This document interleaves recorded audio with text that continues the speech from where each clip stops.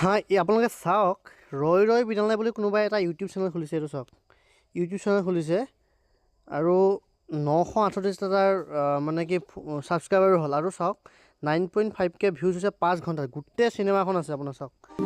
আপুনি চাওক গোটেই চিনেমাখন ইয়াত আপোনাৰ কাটি আপুনি 2 ঘণ্টা 18 মিনিট কেনেকৈ এটা হলত ৰেকৰ্ডিং কৰি চাওক ইউটিউবত আপলোড কৰি থৈছে। ৰয় বিনালে আপুনি চাৰ্চ কৰিলে আপুনি চাওক কিমান আহিব চাওক।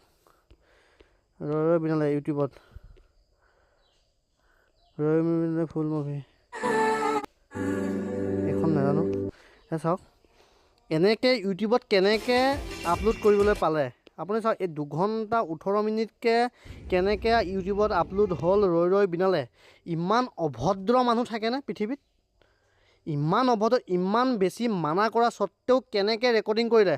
সকলোৱে ৰিপৰ্ট কৰক এই চেনেলটো সোনকালে।